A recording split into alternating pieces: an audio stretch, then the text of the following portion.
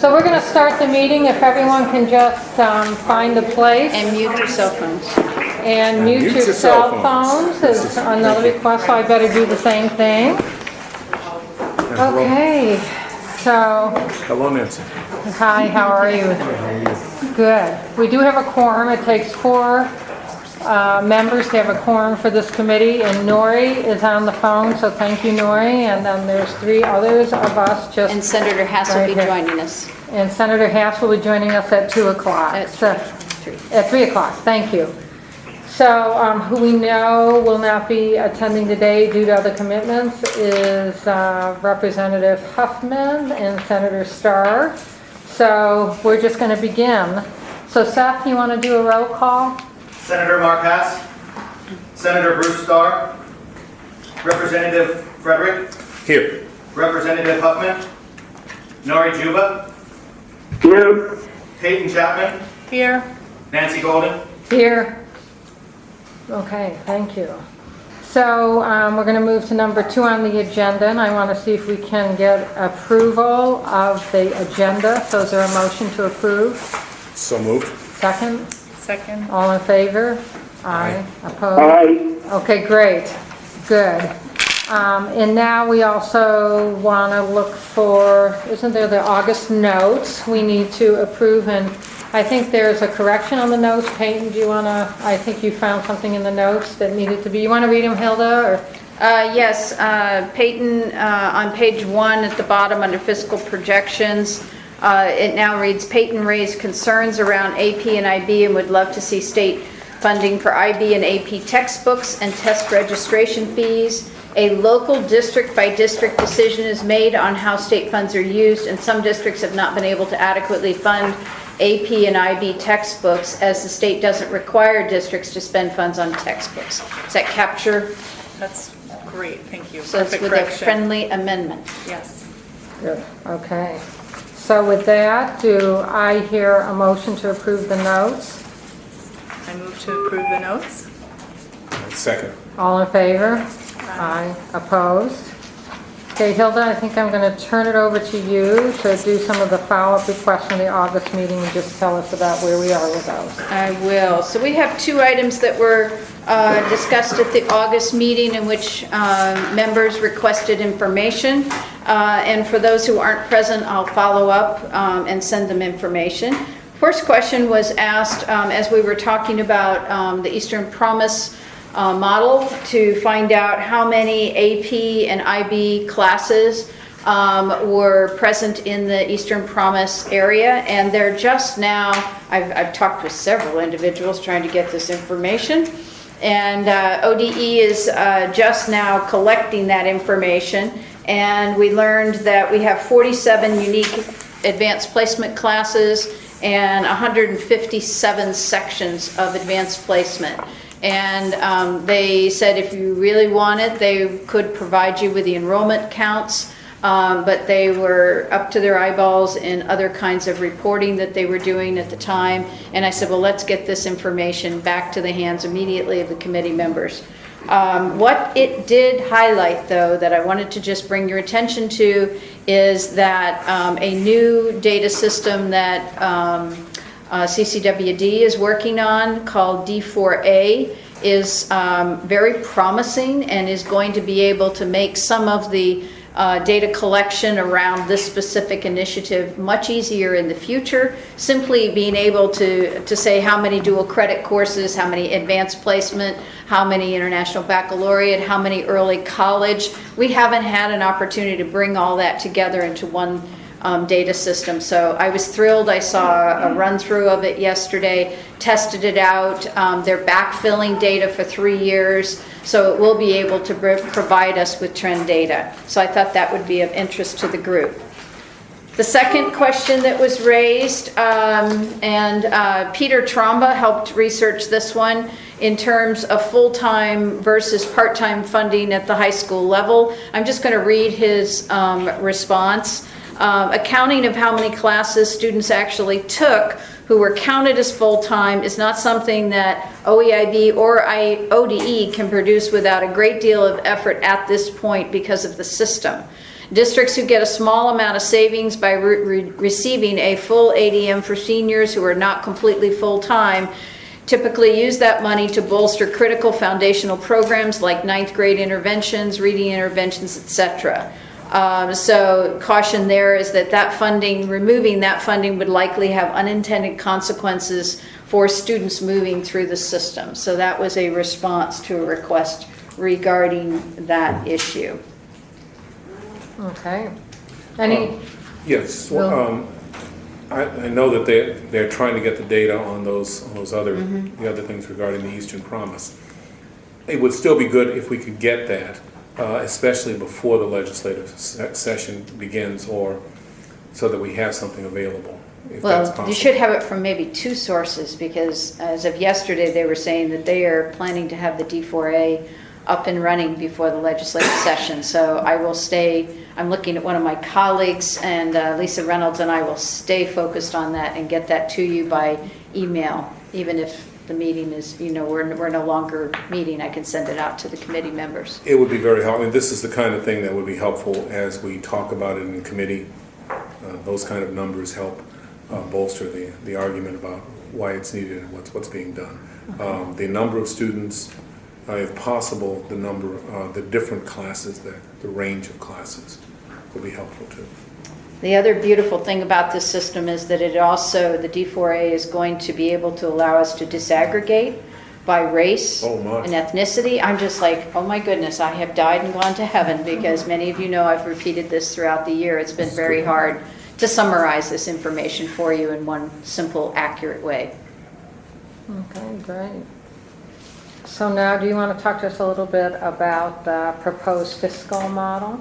So in thinking about today's meeting with Nancy and Senator Hass, we realized that, the new component that you all requested, which would be to really look at some possible ways to configure the finances and to put numbers behind them, was embedded in this version of the Accelerated Learning Committee report. I must preface this with also sharing that the committee members will be able to see some color notations that we'll talk about in a moment as we get into the actual changes that we have received recommended from people who vetted this report, including yourselves. But I thought that it might be easy to for the audience and for you all to turn very quickly to page 14? 14, thank you, in which we have floated a proposal here that is designed to look at what you looked at earlier, which was how the funding is coming currently, with ADM going to the district and then the district negotiating a portion of that to their post-secondary partner. And what was added here was the fact that there would be some additional funding factors that would help you as a committee help achieve the results that you were wanting, specifically to make sure that the additional costs that are borne by the partners in this kind of work to provide student advising, the faculty engagement around the courses, and also the textbook costs, and even the calibration that needs to happen around the assessments and looking at the quality and academic rigor of the courses, as well as potentially using it for professional development for teachers, that might be enhanced by a cost factor. And I gave you two scenarios at $25, $25 and $30 on the next page. In addition, we added two weighting factors that would further the agenda of reaching students in the opportunity gap. And you'll notice that there's some cross-outs in the latest version of this. We had written responses from Representative Huffman and a couple of other folks who were asking, is this something that would be excluding AP and IB? And so this is going to be one of those issues that you're going to have to figure out, is where you stand on that and how you want to resolve that. There was also an additional amount considering the fact that offering a CTE course, even though that might not be very often happening in this particular model for the first 3 courses, that there are some additional costs for running those career technical education courses.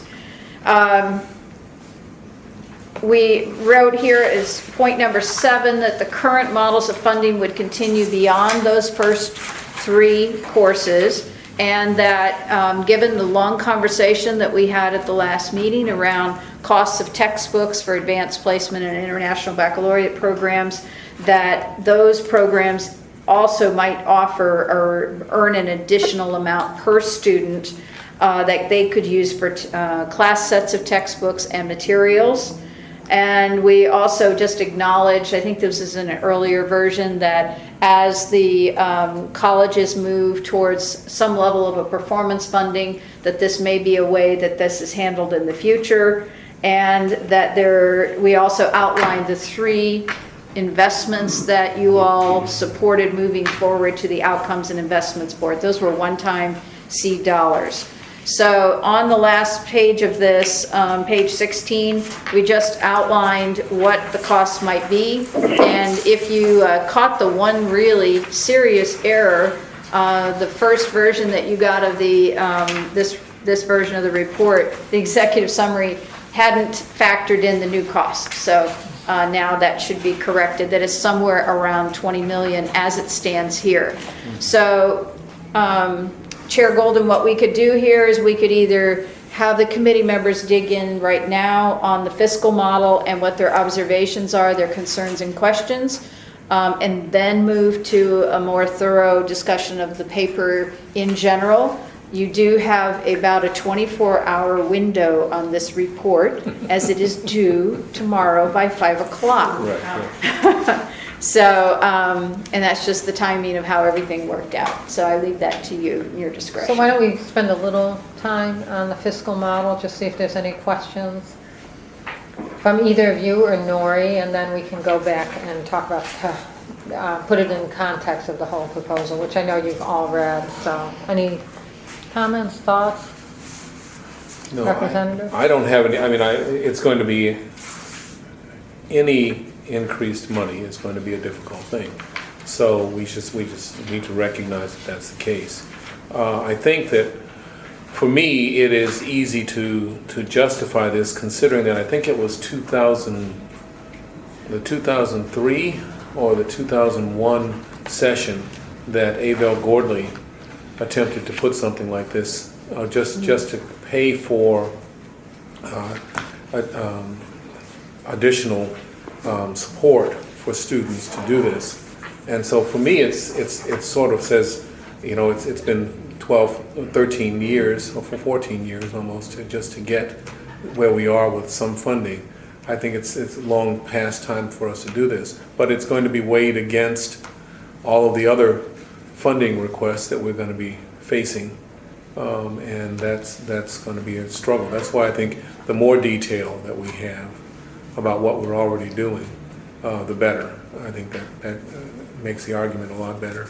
When I'm talking with the co-chairs of Ways and Means and the chairs of the Education Committee for Ways and Means, which I hope to still be on both, or at least one of them in the next session. So we'll see.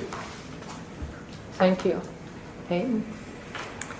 I'm glad to see excluding IB and AP crossed off, because there's some data coming out where IB is really gaining ground as an equity driver, and they're creating a lot of marketing materials, really, but also examples and narratives of students who don't fit people's thoughts of an IB student. They have a great video online. Tatiana, who's a homeless girl, she's African American, really struggled, and the reason she stayed in school was she was an IB student, and the IB family supported her. So I think we have to stop thinking about IB and AP as something from 15 years ago and see how districts and states are using it now really for equity. So I'm glad that's crossed out. I do worry about some of the cost factors. I didn't catch this in an earlier view, but $20 per AP or IB student for textbook costs. So we're looking at textbooks that are often $80 to $160 each for an IB. I'm not sure about an AP, so I'm not sure where the $20 per student, because a student can take 7 or 8 IB courses a year. And I'm just, that one I know, so maybe some of the other numbers other people know, it might be more than 20 million. And I'm all for spending 20 million in that way. Can I just ask a question? I think we were also trying to combine this with some cost-saving approaches around textbooks, potentially some ideas that may have come out of the report from the Higher Ed Coordinating Commission in 2012 about mechanisms, maybe class sets as well. Maybe that's where the $20 figure came That from. Could be, or online if they're charging, since we haven't moved to that in PPS yet. But we could certainly look for the least expensive ways to do that. Nori, do you have any? Yeah, the last comment was a little choppy, but my concern about AP and IB is just looking through the whole report. It didn't seem to address the testing fee, which I believe is $80 for AP, and that's a pretty significant barrier too. So I was wondering what the thought was in excluding covering those costs. That's a very good question, Nori. My contacts at the Oregon Department of Education have talked to me about the fact that they're anticipating some continued federal dollars that can go towards this. And so that was part of the reason for that not being an additional item in this. Okay, and I think you mentioned last time, Hilda, that fund was, there's quite a bit of money there, or am I confusing that with another pool of money that's yeah, not been used? there are two funds. One is the grant funding that we talked about last time that districts can apply for teacher preparation to teach these courses. That still does have some funding in it, but the Andrea Morgan from the Department of Education assured me, and Sarah Pope verified, that they anticipate that the full amount will be drawn down for the textbooks. It's just that school districts take a while to kind of contact the department and say, okay, this is the amount that we need to cover the students. But they looked at it in terms of where it should be, and they projected that it will be sufficiently drawn down by the schools.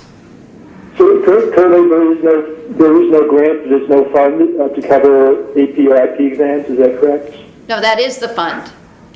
Oh, that is the fund? Yeah, there Okay. are federal dollars, and then there was also some additional funding that came out of House Bill 3233 to support that. Okay. I think one of the differences is that in this last biennium, a budget note got added to the House bill that caused all students' fees to be covered rather than the students who are in the most need. So legislators may want to pay attention to that in the next session. Okay. Any other questions, or should we? Now let's move on to the draft legislative report. So I do need to go back and suggest one thing around Okay. the fiscal model. And I just have to say thank you to not only the committee members, but to a variety of other individuals who've been following the work of this committee, who provided some very helpful feedback, some of which came in as late as last night. I actually had a meeting this morning, but couldn't change the report to reflect my meeting this morning with Andrea Morgan from the Oregon Community College Association. But I would advise you that this fee could be even higher now, or this amount of an appropriation would be even higher, including the cost factors for students in the opportunity grant, or excuse me, in the opportunity gap, adding in the IB and AP. And if it's important to the committee members to leverage a strategic amount that they can land on, and they feel that they can't bump up from 22 million to probably 32 million, that they may need to think about if there's some other factors in this fiscal model that they want to, almost like a sliding scale, that they would look at to get where they need to be. So this bottom line is this figure doesn't include new estimates for what it would take if you added in another probably, how many AP total in the state right now? I'm missing that number in my head. Does anybody have that? 157 sections. 157 sessions. No, that's just in one region. That's just one region. I'm guessing that it's going to bump you up another 10 million easily. Yeah. So I just put that out there for the record, that the group may want to think about that as it moves forward. Yeah, and I think and Representative Frederick said this, but the 20 is a big figure already, so the more it bumps up, I mean, this is critically important, and there's many other critically important things. So I think you have to balance, just how much you want to bump this up and realize how tight resources are going to be. That doesn't mean if you think it's the right thing to do, we shouldn't put it in there, but in the end, it might be that you can't get all of these things. You can get some of them to begin with and then get more later on, so. I think that's very accurate. The priority is what priorities, but what would work is what's going to be important. This is what would work. This is what we would need if we wanted to get everything done well, and put it that way rather than just say, well, we don't know what we can get. Let's Right. just find out. So And thank you. just using the equity lens that the OEID also passed, another way sometimes people are looking at being able to scale down the financial proposals a little bit is to just kind of look at it from who's the kids who absolutely need the support in order to get a course. And that might be one way to have everything you need to make it happen, but maybe at least to begin with, make it so it's for the kids in the opportunity gap. There's one other suggestion, given the fact that there are some existing partnerships that bring students to the college campuses, such as early college and concurrent enrollment models, you could look at this as the jump start needed to get 3 courses where you don't have courses or kids taking those first 3 courses. In other words, the other models, which have already been negotiated in partnership between the high schools and the post-secondary partners, could continue on, because you really don't want to dismantle any of that good work. And then this could be your targeted investment that says, this is really focused on students who haven't been able to take advantage of either dual credit on the campus or some kind of a program that's getting them in that experience of trying out college coursework. So that would be another way to help balance your costs. So this is Maury. I have a comment, and it's a little late in the game to be maybe talking about this, but to your point about limited resources, I mean, I completely appreciate that, but in that kind of environment, I would think that we need to allow for the least costly way to achieve our desired outcomes. So I'm thinking of maybe perhaps a rural school district that can't partner with a community college and do the collaboration and be part of the professional learning community, but they have a teacher that can teach an AP class. So that's their way to make sure that there's 3 college level courses.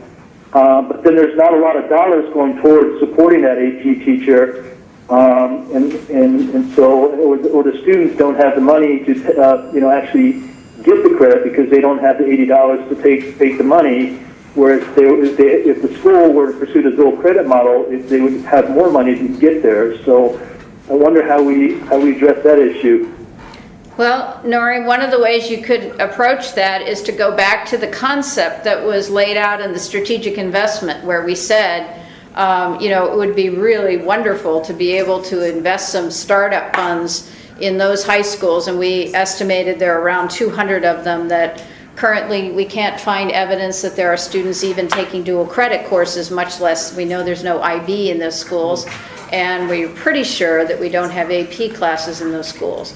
And you could say that's the first priority for funding, is to support the cost, not just the seed startup, but the cost factors for those particular schools and students, and then look at what you want to add on to that. For example, you could add the cost factor in that's then open to any opportunity for students in the that are in that opportunity gap. I always look at a model this complex and say you got to break it apart and figure out, okay, what can you move to where you need to be to get to the number that, and I trust that that will also happen as the LC becomes a draft and moves forward through the session. But be very interested in your comments on that, and if you want additional information on a scenario beyond this one.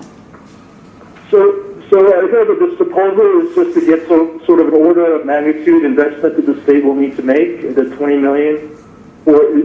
So it's not necessarily, because I perceive we pay districts and post-secondary institutions for credits earned, regardless of how they get there. I mean, in the ideal world, that's where I see it coming. So maybe I'm misunderstanding that these columns just represent a way to get to an overall estimate on what the total package would cost. Well, it's also acknowledging, Nori, that the $25 and $30 per dual credit. Yeah, it's acknowledging that the current cost of business is higher than, and to sustain the effort of those partnerships, it's higher than what is actually going into it right now, which is why you probably have some partnerships that are not offering a full array of courses and some places that aren't doing anything at all. Because to sustain that effort really costs both partners more than what they're getting from the ADM, and I think we got a nice explanation from Jim Middleton on the complexity of the community college budgets and the fact that sometimes increasing the numbers don't actually mean that you immediately get more money for doing the right thing. And Hilda, the strategic investments you're talking about is the $500,000 that you've got laid out here? That was a very rough estimate. We didn't give any specific funding or amounts for that. Any other comments about the budget? There's just an obvious tension between building the bridge that we need to get there and whether those investments will be concrete, and we hope they will. We've researched it. There's evidence that other states or districts have been able to do it, and so you have to trust that it will happen by building that bridge between 9-12 and higher ed. And then AP IB already exists. There's set costs. You don't have to wonder if the bridge is going to work. You have to wonder if the bridge will be put in that school, like if they'll take advantage of the bridge, because we haven't historically at every school been able to add AP or IB. Well, and so it's also just this whether tension. Access is there for everyone, Right. because that's the other really critical issue. So, yeah. The good news is that you do have evidence both here and nationally, both in Oregon and nationally, that multiple options are getting kids further along in graduating from high school, moving on to post-secondary and completing. So it may be that you need to structure it in a way that allows the districts and the high schools to say, this is the route that we think is best for our community and our kids, given what we have and our resources. But make sure that something is there for every single school. That was going back to your issue about sometimes there's inequity even within a district. And it'd be something to talk about at some point, the IB, and I don't know if AP is doing the same thing, Career Technical Ed Certificate. The IB has a technical framework as well now that needs to be expanded and really looked at, and it would be great in a state like Oregon to have parallel ladders within that program. There may be funding that could come in to bear for that, but I didn't realize that they had a technical component. If that's something that we could bring in. Other Bowley would be most interested in that, for instance. So. Yeah. I can certainly send you the information on that. That'd be good. Yeah.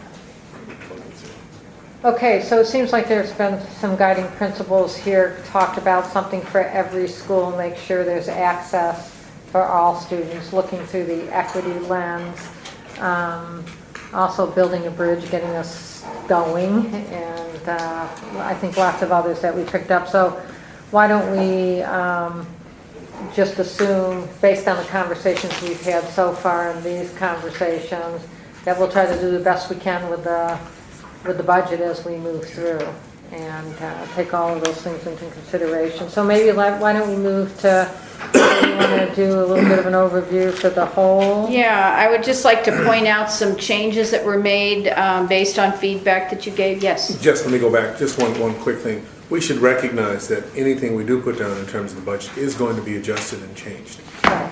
Okay? Yeah, I just so- put down caveat in Yeah, front of the yeah, budget this- section. Thank you. We know that that's the case. We can give our best effort, but I can guarantee you anything is going to be changed.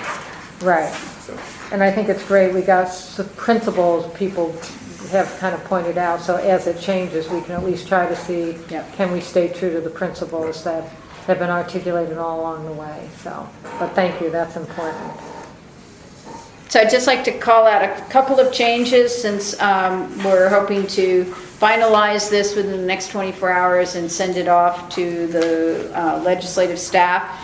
At the request of several individuals, we've added back in the Advanced Placement International Baccalaureate in defining terminology, and it was never intended to be excluding them. I think the issue came up is that there were some different processes, since so much of this was focused on the relationship between Oregon post-secondary institutions and high schools working together to provide a course. That was why the AP and IB felt different, and was at one point, I just kind of put it in a separate section. But at everybody's advice, that's back in. We also added some language in green. Wanted to pull in, remember when you all did your homework, one of our first meetings when everybody had readings, this was a key finding that was thought to What be page are important. you on? Oh, I'm sorry, page 7, Okay, great. in the middle of the page. And this was some research on co-location of programs and the importance of that. And we heard from people who vetted this report that they felt very strongly about the fact that as much as possible, when students do have the experience of being on a campus, that's great. But we also are recognizing that not all students can travel to a nearby campus while they're in high school. Page 8, it was just some minor wording around making sure that we were calling things the right things, like career and technical education. And also clarifying at the bottom in the footnote under number 8, and I know this, and I must have just written it in a flurry because I've been told this and I actually know it, that some post-secondary remedial courses do count towards some certificates in industry recognized areas. It just doesn't count towards your general education, towards an AA or a 4-year degree. So I added that language in there to clarify that. And thank you for those of you who very tactfully reminded me, Hilda, you know that. Moving over to page 11, we added some language here. Oh, just clarifying the correct term for our accrediting agency. And I know that the president would be happy with that. Page 12, just some minor edits again. It was mentioned, and I have not added this statement in, that there's still another different funding mechanism that applies to the post-secondary, the 4-year institutions that are providing these services. And that's something for us to consider here, because right now, your proposal for your financial model is built on an average tuition-only cost for community colleges. That would be higher for post-secondary or for 4-year institutions. I think we all know that. I should probably add a little caveat statement in there clarifying that. A few more edits on page 14.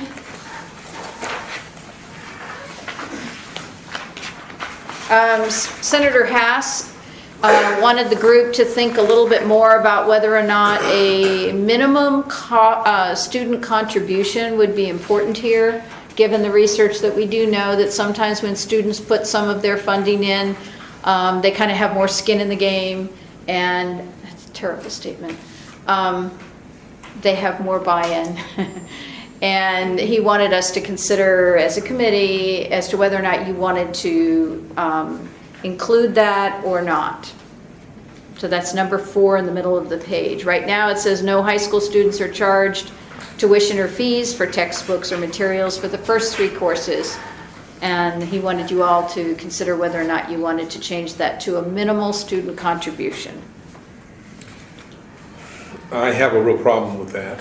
I understand the belief that if you put in some money in there, you're more tied to it. But I also know that there are an awful lot of kids that I deal with who don't have the money to put in there, and they could very easily be intimidated right off the bat on any sort of thing. On their students, so it's a choice between food or putting money in. And I think most of us would choose food. And frankly, I mean, I believe that we have created enough fees for kids as it is that I did not have to put a fee in when I was playing soccer in high school. Now you would, and a significant amount. And so that's I have some problems with that. Okay. I think it's based on a model that we no longer have as reality for a lot of folks. Any other committee members? I understand the philosophy behind it, but it also can become, when you're really down and things are hard, and it can become just the I can't afford it. And nobody wants to argue with you when you say that, because we're all sensitive to you or your family not being able to afford it. So people, I don't want to become an excuse, and that's not the right word, but an easy out. I don't want a self. I'm just thinking my own daughter. When things get hard, she's like, I just really can't afford that, and that's not really what it's about. It's hard. So removing the minimal student contribution, I think, just removes one reason to give up on yourself. Barrier. Nari? I see both ways. I don't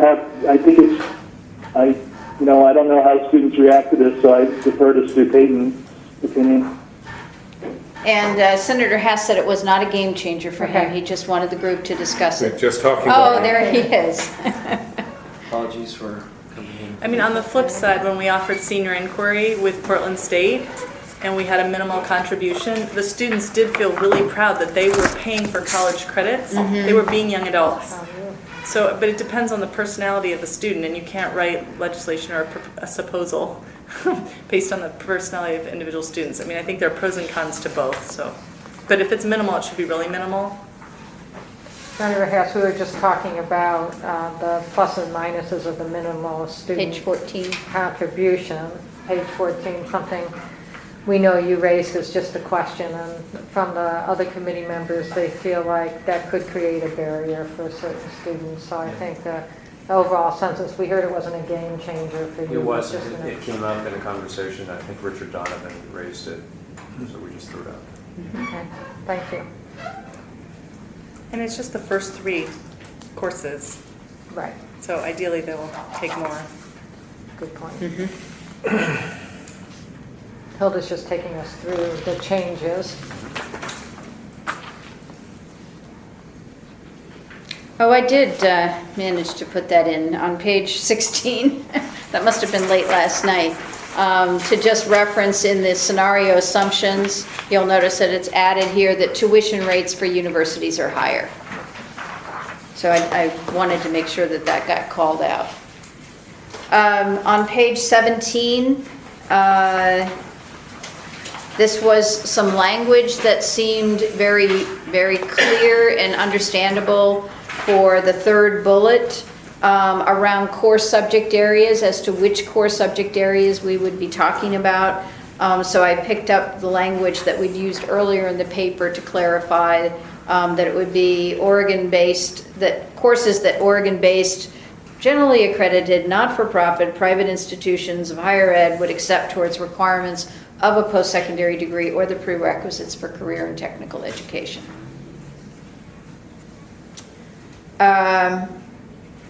You'll notice a bullet, 1, 2, 3, 4, 5 bullets down. This is a statement that some districts have shared that they would love the flexibility to be able to work with a variety of partners. They might be partnering in one place to offer a program with one partner, and they may choose to work with another partner, whether it be a four-year institution, on another model. So that language is written in there. We added SAT at the bottom. That should have been in there for the fourth from the bottom, as I think that's the fourth from the bottom, based on student results on SAT, ACT, and SBAC. And I think I just changed some language here on the last bullet. It's just it was grammar mostly, to talk about the kinds of culture changes that we were looking for around supporting students, around advising and giving them information and helping them see the value of planning and moving forward. This was a serious question, and right now it's listed at 2 years. We're going to come back and revisit this because it comes up in the legislative concept, but just keep in the back of your mind that you probably need to make a definitive decision around, do you want a report every year or every 2 years? So I will come back and visit that one in a moment. And I think the only other changes were in the appendices on page, well, we corrected somebody's title. I think most everything else, until you get to page 30. We made a few edits here. I have it highlighted in green and it's so dark I can't even read it. So,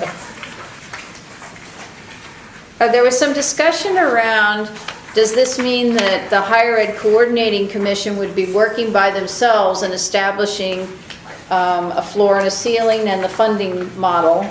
And I think the intent was that they would work together with the State Board of Education and the Oregon Department of Education and the Division of Community Colleges and Workforce Development. So that's been clarified. And the other ones you might want to be aware of, we added some new partners under the strategic investments at the end. So those are the somewhat editorial feedback that we got that has been made to date. And so now you're really at a point where you can either make a decision on this report, and before you came in we were talking about the fiscal model and the fact that it's going to be higher than what's listed here if you include international baccalaureate and advanced placement students. And I'm estimating 10 million. I have not been able to get a full calculation on that because that was just kind of recent feedback that we took and made the change to think about that. So the model may need to, during the legislative session, actually get estimates for on each factor, what would it cost if you included all kids? What would include if you just focused on students in the opportunity gap? What would happen if you excluded programs that are already in like an early college arrangement, since they've already negotiated their floor and ceiling?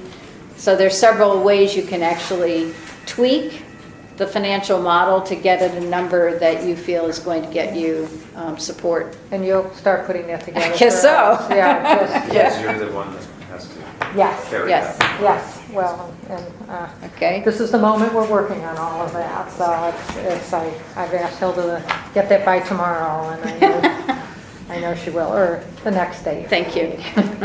You know, because you mentioned figuring out ways to save money, to get more money. And I know I brought this up last time, but on page 17, districts need to develop and offer more specific interventions for high school juniors and seniors who are assessed as underprepared for entry-level courses per SAT, ACT, or SBAC. I think that's really important. We have, I don't know, a whole other group of kids who maybe even at 8th grade show that they meet the state benchmarks for high school, who we're continuing to spend money to test multiple times. So at some point, we really should look at, do we need to spend all the money on over-testing high-achieving kids, or shouldn't we be shifting some resources towards really these specific interventions to help close the achievement gap? Because the only good answer I can get from people about why we would test a full IB student 3 different times, the SAT, the state SBAC, and the IB exams, is so that we'll have data about their achievement. Well, we're not worried about their achievement. They're the ones that are thriving. And they've been thriving since 3rd grade, 5th grade, and 8th grade often. So we're spending a lot of money, but we're not spending it well. So what I could do then is to bullet some possible ways to bring the cost down and suggest this is one of those. Let's take some savings and shift it into Yeah. this stuff we're talking about. Show how if you save here, it could be applied in another place and be cost neutral, but get us more. Yeah. Okay. Well said, thank you. Okay, so. So you really have the option of either saying what you feel about moving this forward now or digging into this, which may have a couple of edits for the legislative paper if we. Okay, so with that context, why don't we go on to the legislative concept? And the summary sheet, the horizontal summary sheet. Because it's going to impact the report. We would want to know it before I move for a motion. My only last comment is just, it's like the O levels and the A levels and, other systems. Mm-hmm. So once you meet this level, you maybe be free. We should have everybody meets a level, and then you shouldn't have to just, retest and retest. Oh, I know exactly what you mean by that. You think she's a principal or something? Yeah. Who's doing a lot of retesting and retesting? Could we do this by the spring too? Could we have a sense of urgency about this? Yeah. so this feedback sheet was a way to summarize a wide array of feedback that we received since your last meeting. And what I tried to do is in the first column, share with you what the issue was. Some of them you'll recognize because you raised them. But the first column is an issue that was raised. The second column tells you how we've handled it, how it currently reads in the September 15th version of the legislative concept 274. And I must say that Hannah and I haven't met recently because I knew there were going to be more changes, and I thought, let's just meet once and make some recommended changes rather than coming back every 4 days and giving you more.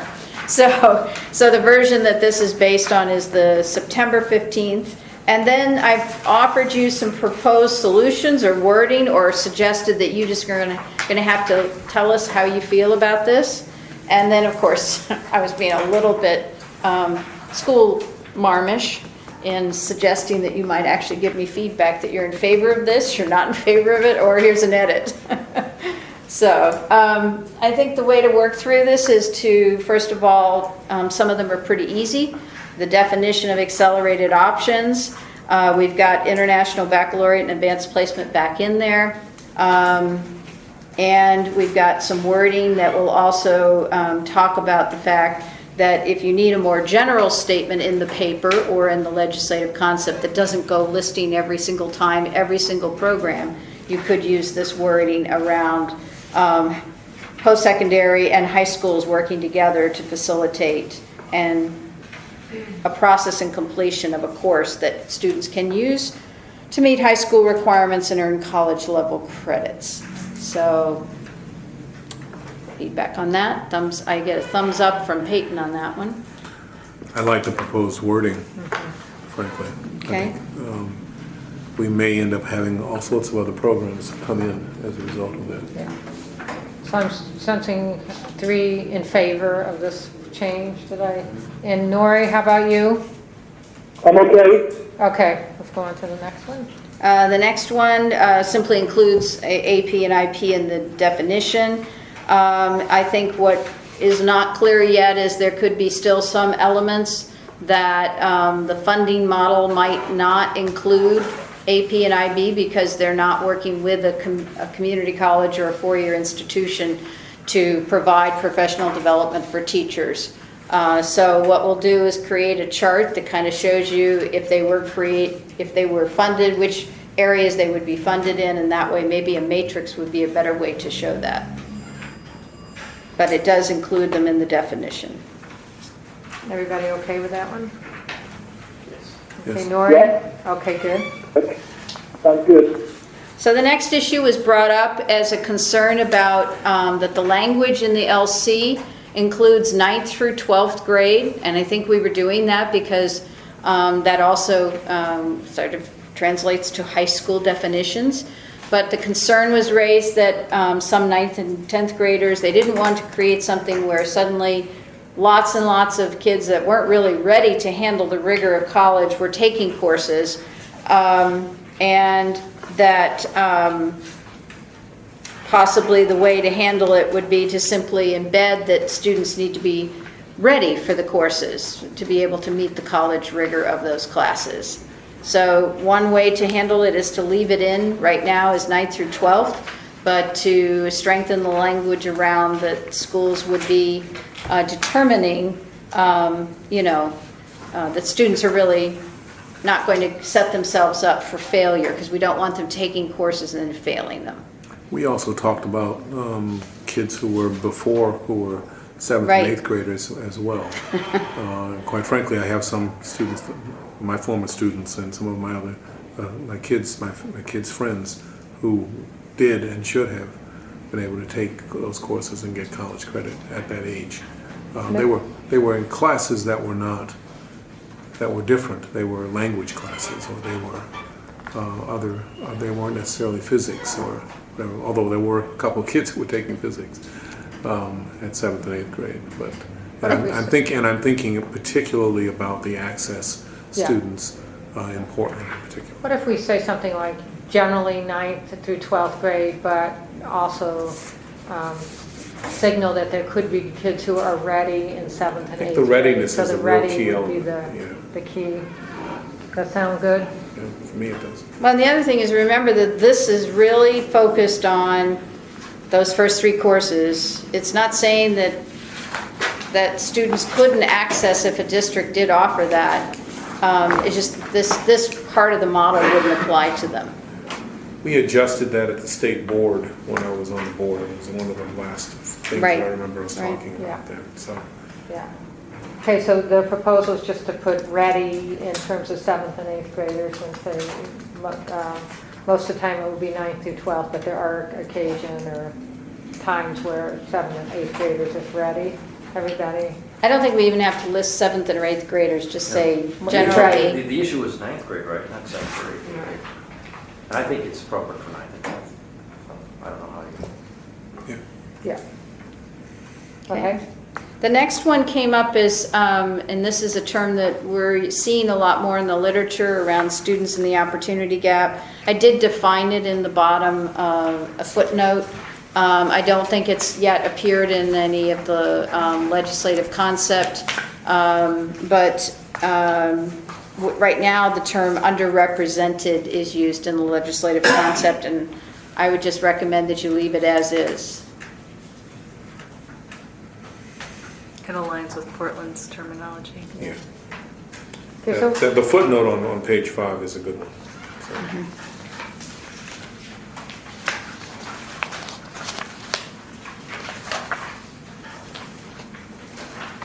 Okay, so I'm going to suggest we approve these 2 together since we didn't do the last one. So everybody okay with these 2? Nori? Yes, Okay, great. I'm good. The next issue came up was some confusion at first about the number of required courses, and we clarified to some folks that were concerned that we were suggesting 3 courses and 9 credits. And I don't think that was ever the intention. It's the reason that both of those, both descriptions appear in the legislative concept is that recognizing that some courses are 4 credits, some are 3, but that we're trying to make sure that students get access to at least 3 courses. And in addition to that, there was concern raised around requiring that those 3 courses be math, writing, and speech. And as of this morning, when I had a conversation with Andrew Henderson, who had originally, some concerns had come forward around, oh my goodness, speech is an area where they're already having a difficulty in finding college instructors for speech. And there, she was worried at first that that might be a problem. And so one of the things that we could do here is to keep it at 3 courses minimum that include, that minimally include writing and math, and some course like a speech course. And I know that's not good legislative language, but I can work with Hannah on that. And the may would still be there as it's written in the legislative concept, and that's on page 3, I believe, if you're tracking this in the bill, in the concept. Concept? Well, how did speech ever make its way into the top 3? I will tell you how that happened. We heard testimony from OCCA, and at that time they were doing a kind of a gaps analysis on the 5 courses that they thought were important for students to have access to, and speech was definitely the 3rd one in that list. So that's kind of how that got in there. You could say a speech or biology or speech or science, something like that. Because I could just see, non-educators like myself saying, okay, I get math, writing, speech. Well, communication is often the word that's used, a communications course. And so the community colleges say there's a shortage of these kinds of teachers. So, and because of that, then you want... Well, at least as of this morning, they felt like they were going to be trying to ramp that up, and that as long as people didn't have to come out of the gate meeting all 3 of those immediately, that if there was a little bit of time to ramp up, that they would probably be able to meet that. It's a good question. Andrea is probably on the phone because she said she would be, so if she has another comment to Okay, so we had And again, it's just why are we wanting to? Yes, I am on the phone if there's questions. Thank you. What is our goal? If our goal is to encourage and inspire students to feel successful so that they'll be more likely to go to college, then really almost any class they take. IB Theory of Knowledge used to be the most popular IB class for non-IB students. It's a college level course. It's a theory of knowledge. Why do we know what we know? Look at it from multiple lenses. And I can think of those students on IEPs who were in IB Theory of Knowledge who went off to UW and other colleges, and they're diverse students. And so I don't know if I'd said you have to take a dual credit class with our local institution and it's going to be math, or it's going to be reading, or it's going to, if that's not shutting doors instead of opening them. So I hear that. I also hear the fact that as you think about trying to ensure that students don't take a course that's so unique that it later doesn't transfer, and then the student feels like they've lost that time. And I think the initial intent was these are courses that most students are going to take in their freshman year when they move either to a community college or a 4-year institution. I think that was the thinking behind that. The ones below, the sciences and humanities and social sciences, are also things you would take in freshman year. Too. And it says may include those. So yeah. It's the must include is the part. If you're only taking 3 and you must do math, writing, and speech. I don't know about the must. No, it just says that they have to offer them. Oh, they must offer them. Okay. Doesn't say that's what the students have Must to take. offer. Okay. That's the concern. That was the clarification I needed. That's one of the clarifications. Okay, from so- that table. Okay, so we're good with that? Yes. Okay, yeah. Thank you. In favor. Nori, are you okay? Yes, I am. Okay. Thank you so much for going through this line by line. The next page, there was a great deal of comment commentary regarding the language that was in the legislative concept around restricting totally online classes. That comes up on page 4 at the top of the page. And the thinking behind the concern was that many rural communities are very reliant on that kind of a mechanism. There was observation that students have already had access to online classes through the virtual high school. And on the other side of the coin, I think the concern had been that we didn't want to put students in jeopardy and simply say, well, the school offered these online courses and you were supposed to take them, and I'm sorry if it didn't work for you.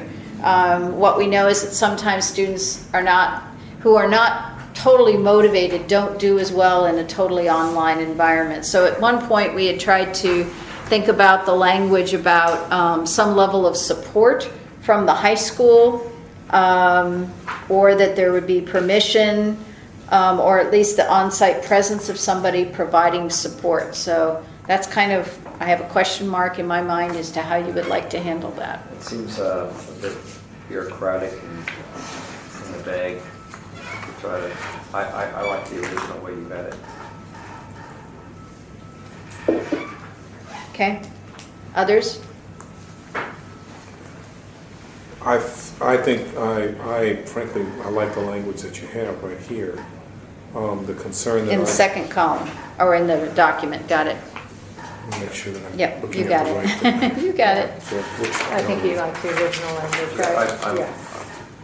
We're on the same page. Yeah, yeah. that's Oh, what I'm talking about Yeah. this Yeah. You're right. document, I like that original work. I was actually concerned because one of the concerns that I've had with some of the online courses is that an online biology course is a difficult thing to really translate to a college. Even online college classes are not completely online for biology and those kinds of things, because you got to do the lab work somehow and get some understanding of it. And biology teachers that I talk with are the ones that are concerned if a student comes in and they've only done online work. It's hard to dissect a frog. This is even virtual frog, and they have those, but even with that, absolutely the case. Some, I wish we had a 16-year-old here, though, because to me, of course, it's so much better when humans are interacting with humans and there's at least a live facilitator.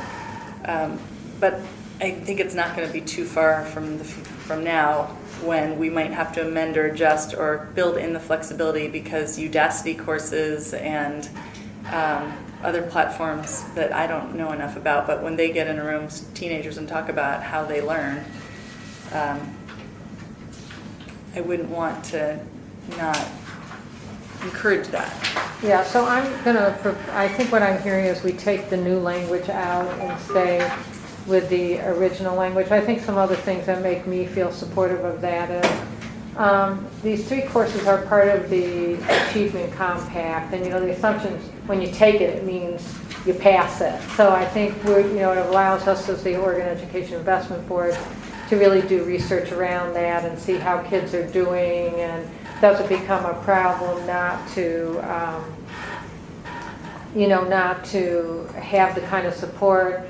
A lot of districts, when I was superintendent, we worked with a vendor who provided online courses. In biology, they'd actually send the kit out to the family, so it wasn't all just online. Some of it was actual. And the parents had to agree to be coaches or find a friend who was a coach. So it wasn't at the school, but there was an agreement about if your child needs help going through this, we will identify or you identify someone to do it. So I think there's other ways to do it without saying the school has to do that. I agree with you. This gets kind of bureaucratic where there could be some very creative other solutions that this could limit. So Let's go back to something. What concerns me is we're trying to make sure that this would be something that would be acceptable to a higher education institution. And I've had some real concerns of professors at community college and and four-year institutions have said that they've been concerned about what they've seen coming out so far, even with the kits being sent to families. That even with that, they've had some concerns about how the quality and how well a student does in a lab with other folks. I mean, there's something to be said. And I'm speaking of primarily biology because that's who I've talked with. That's a concern. So. Okay. You're expressing a concern about online in general, right? Well, I'm talking about the idea that we've talked about this a lot within this. Is this what a community college professor, a community college class would be like? Would this actually satisfy what they're saying? And that's the concern that I have. Nori? Yeah, I mean, I have the same concerns about strictly an online class that has no support, but that support could look a lot of different ways. It could be a hybrid learning experience where you have a regularly scheduled class, or you could have a teacher/counselor that's providing, academic support as opposed to content support. And I think we do need to allow some flexibility that, these rural schools have, have the bandwidth to, provide a true hybrid online. And I don't think that might not be realistic. But I think just saying, hey, we've got some classes online, go ahead and, take them, I don't think meets the spirit of what we're trying to do here.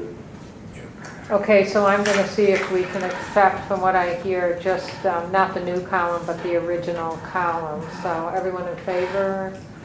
Okay, Nori, and I just heard you say yes, and so, okay, good. Yes. Thank you. The next one is a pretty easy language. It also, the recommended language that I put here just references that the quality assurances that everybody has agreed to around the dual credit standards would still be in place. It also adds in the Oregon transfer module and the industry recognized certificate. In favor? New language? Yes. Yes. Yeah. Nori? Yes. Okay, great. So the next one is, we had several folks say, well, why wouldn't you just fund all courses for students while they're in high school to move towards college? And I know there's another task force that's looking at 2 free years of college. Yes, they are. But I think at this point, you would be just raising the cost exponentially on this particular bill. So I'm assuming that you want to not add on that this would fund everything beyond 3 courses, that you would stick to just 3 courses. Yes. Everyone? Yeah. So we're in favor. Yes. Yeah. I want to be on the other committee, though. Okay, so yes for just 3 courses, just, what, Yes. okay. The next row is talking about the fact that early on we had a conversation that offering courses is a part of this, but just offering the courses is not going to help the students actually get the rest of the picture about how to move towards college and be really adept at maneuvering and navigating. So there's right now the LC 274 is silent on this. However, the legislative report references this, and you might want to consider adding a statement. It could be either the short one in the column here about what the legislative report says, or you could add the longer one that also appears in your legislative report. I give you your discussion points on that. It's about creating really a college-going culture and support mechanism around informing parents and helping kids think about their planning, and not just saying, oh, new feature, we've got courses for you and you can take these courses and you'll get credit for them. It's a really tough one because it's hard to legislate, culture or morality, doing the right thing. But it's one of the most important parts of this whole conundrum. It's getting the kids and their families motivated. So what that looks like is language. I'm uncertain. I like the language because I think it it's on paper that we have to create that kind of culture for all kids. It really helps with equity issues, I think. I'm sorry. No, I think you're absolutely correct. I think it does too, and this is what I'm frankly hoping that this overall system creates, is a change in terms of culture. Being explicit about it within, I mean, I like the detail that you put in the proposed language there. What's in the legislative report is a short thing that is basically to say this is what we'd like to see. I'm really pleased to see this because, quite frankly, I want to make sure that we are talking about elementary and middle school approaches, because we have, I mean, that's where you really see the impact. Frankly, I'll never forget seeing the difference when I was working as a reporter, going to one school and hearing the teacher say, you need this because if you want to get into the Ivies, you'll need to know this kind of information. And go to another school and the other kids, somebody said the same thing to the Ivies, and the kids said, what's an Ivy? Having no real sense of what the possibilities were there. That can make a big difference. So I like this. I don't know whether it fits in a legislative document. That's the problem. So if we were to say, make sure we have something that signals the importance of creating a college-going culture, and just work with Hannah to make sure. I suppose, I just sort of in my mind's eye see the guys from School Boards Association and those lobbyists coming up to the witness desk saying, what are we supposed to do with this? We want to do this, but what does that mean at college? What should we do? Put college billboards up in the hallways? And I'd say yes. I know you do want to say yes, but that will be their pushback. Yeah, you're telling us to do something there. Is the word culture the word that we could change if we got a better word? I don't know. Maybe Array there's some existing language out there somewhere. Well, you could incentivize somehow. Oh, please, no, let's not incentivize. So Avid or advanced scholars programs or proven programs. there's tons of models out there like the Dream Schools Sure. or the No Excuses University that starts with kids in kindergarten to say where teachers adopt a university, usually their own, and they have. So there's models. I mean, maybe if we could just keep it as simple as early college-going culture, and then if we do have people who come up and question it, we could really, I would be more than happy to help them. Yeah, ask Show them models. the board or OAB or somebody to come up with a model. Well, that was actually one of your strategic investments that you recommended, that there would be a convening to actually come up with the full array of what should happen at every level. And some of this is very much in place in certain places of the state, but Right. not consistently. That's the It's issue. certain communities, and I would add, support, for instance, I'm just wordsmithing here, I'm sorry, but support an early college-going culture that actively engages elementary and middle school students and their families in post-secondary planning and goal development. So if we were to put some language in that really gets at this, and we make sure that we do a one-pager about some of the models out there that are really getting at that. So when people say, how would you do this, we would just have something to share with them about how it can be done. Okay. Would everyone? That sounds That's good. I mean, okay. frankly, if you're going to put a one-pager in there, I'd just include this whole section here within that one-pager. Yeah, Say this is what we're going to add, what we're adding after. the elementary and Right, mid to it, exactly. yeah. So, Nancy, I just had lunch with Sandy Husk, and we talked quite a bit about Avid, and that's really just, she talked about the success of that program really being about, not just about, curriculum, but it's about the culture. So I agree that the culture is so important here to get to the goal that we're talking about. But at the same time, I agree with Senator Hass here that I don't think you can legislate culture. And the challenge, I think, from a standpoint of a school board member here, is that I don't think I want to be told that I have to do this and that. And I think the language here specifically talks that districts need to implement programs at elementary school and middle school. And I think I think that's a great idea, but I don't know if that's, I don't think that's something that you would necessarily want to mandate districts to do. I think it's a great idea. I think by suggestion, offering programs and suggestions is the way to go here. How about the word explore? Explore sorry? off. How about if we suggested that, now I'm really going off on a limb here. I was trying to suggest that if it's stated that school districts explore ways to provide the services that support a college-going culture. Yeah, I'm fine with that, and I can't, I'm 100% that we need to do that, and I think districts need to figure out in order to reach the goals that we're talking about here that they need to do that. But I'm fine with that language there, Hilda, that you just proposed. Does that work for, That's fine. fine? The thing that we're up against, or what we see in the legislature, we have a hard enough time getting the schools to teach the 990 hours and the requirements. And then you ask them to do something that's, we all believe is critically important, but it's still pretty warm and fuzzy. They just, You could reference them back to the Oregon Career Framework. What's the full name of that?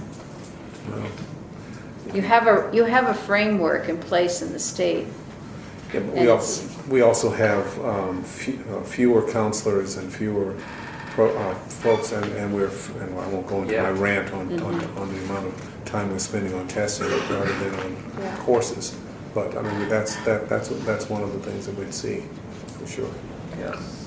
So another way to approach this would be to put in the concept paper to charge the OEIB, because we're supposed to be bringing forward best practice, to put together some models that we can start sharing with either through the OEIB bulletin or at conferences that really start creating, having people see the opportunities. It's not dictating and it's not in law. It's just sort of going out and starting to share what different districts are doing and what are some of the best practice models out there. The successes, we can always do a lot more in terms of pointing out the successes. Right.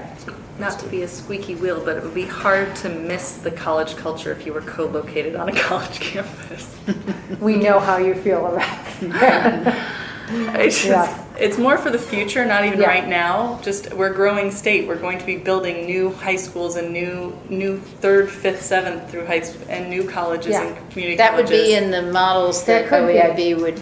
And I heard one, I think Concordia is just building, I think they are building a campus with one of the Fabian. Yeah, with Fabian. Yeah, Fabian. yeah. Right. I just think as much Yeah. as we can encourage it, but Yeah, we'll put that in the model. So Having that's having gone through 2 university schools of one form or another, and you obviously don't miss that there, but Yeah. knowing other schools, you do. So the proposal is we don't put it in legislative language, but we do in the report task the OEIB with starting to share best practice models through the various vehicles, either presenting the OEIB bulletin or beyond. That's good. That work? Everybody okay with it? Nori? Yes, I'm good with that. Okay, great. Good conversation. All right, we're at the top of page 3, and this was the issue of requiring an annual state report or a report every 2 years. This should be a pretty simple decision for you all, one or two. I'm seeing 2 twos. I see it too. Okay, Nori 2 or 1? Everyone else is, 2. okay, good. Okay. The next one is looking at concerns that were raised that the floor and ceiling might actually discourage some colleges from getting involved, because it could be, the floor could be lower than what they're currently using to provide certain models of support. Right now, the LC 274 is silent on the amounts, simply references a floor and ceiling. You have a fiscal model laid out with some suggested amounts for floor and ceiling in your legislative concept or legislative report. So I just would love your feedback on what you'd like to end up doing here.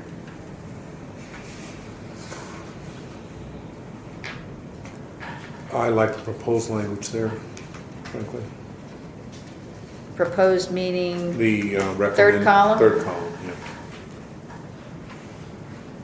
On the 13, page 13, 16. Yeah. and which talks about a floor and ceiling, but not a precise, no, it does. yeah, it gives a precise number for floor and ceiling, Okay. This one's kind of connected to it, the next one, if you want to take that Okay, at the same wanna do it time. together? There was a concern raised by OSBA that HEC should not set the floor and ceiling. OSBA believes that's a local school responsibility. The current language says that HEC does this in consultation with the State Board of Ed. The legislative report has been somewhat silent on that. So you could determine that you go ahead and specify the floor and ceiling in the legislative concept, and then you don't have anybody else that's blamed for setting it. Or you could suggest that HEC needs to work with a variety of agencies to set that. You know, I disagree with OSBA here. I think, local school boards are not necessarily in the best position to know what the floor and the ceiling should be. So I think this is left better up to HEC and the state board. So I hear keeping column 2. yeah. I think HEC would be best qualified. Maybe State saying board. HEC and state board, yeah. Okay. Column 2. Okay, all in favor? Okay. I believe the default has disappeared because there were some good arguments made that the default isn't really as useful as we might have thought it would be. Because the default was actually higher than the floor. So it was feeling like it would get in the way in negotiations. So we're gonna take that out, right, is the proposal. Everyone in favor of that? Because we're gonna have HEC set up floors, okay. And this is the actual rates themselves. The legislative report offers 20 and 90. That's right. 15. 15 and 90. But if that's a moot point if we Yeah, say all HEC of these. determines it. Yeah, I think we're, Oh, yeah, these were all if we weren't gonna have HEC, so they'll take all that. But the default's out. Yeah, Okay. yeah. Wow, we're over halfway finished. Well, this next one took a whole page. And we know this has been a point of discussion for us many times throughout the past year. And it's about instructor qualification. And the language is opposed, that people are opposed to us specifying some new language around instructor qualification for a variety of reasons. One is that the accreditation, I'm skipping down here, this doesn't look like it's in the greatest order, but accreditation is still seen as not allowing colleges to have separate qualifications for full-time faculty, adjuncts, and other high school faculty. Colleges are individually accredited. They have separate faculty unions. This would not be reinforced as the union contract trumps any other agreements. And colleges cannot grant an individual the right to teach courses at another college. What has been proposed is in the legislative concept, page 7, talks about the other side of that coin, which was raised when teachers were sometimes approved by one institution and not the other, even though their qualifications hadn't changed and it was for the same course. It also talks about the fact that this would mean that the teacher has to apply more than once, and the report goes a little further and actually considers other qualifications that might be considered equivalent. And I think in here I told you that we are having a follow-up meeting with some members of the faculty unions to really talk through what does a minimum and maximum look like, and is there any middle road that would help provide a full array of options for other institutions to look at. Are you talking about like this? Like Yeah, but like the equivalency the chart that's in the equivalent appendix. 29. And the legislative report also adds in the language about the need for a streamlined process that at least allows scheduling to move forward, that has some kind of a predictable process to it across the state systems, and it perhaps a predictable schedule and offering of summer online courses for candidates who want to add more content courses to their resumes. And that last one was a strategic investment that you looked at. So this one is lots of pieces here. I probably should have broken it into 5 boxes, but I didn't. So we're open for discussion on this.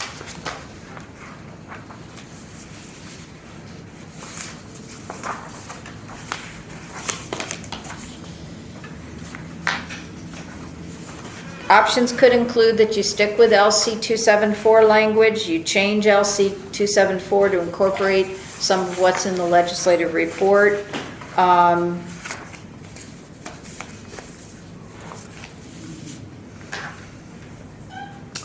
You charge a group to. I'd say let's stick with that for now, and if there's opposition, and maybe they can come up with some suggested changes, but this continues to be there has to be a common ground here. Yeah. It can't just be, and I'm still mystified as to how come it seems to work with some community colleges, but not all, but not universities, but somehow it works in Eastern Oregon. I don't understand. I think it's because every institution has the authority to make the decisions. It's a faculty governance issue in most people's views. And that's why you end up with some different viewpoints.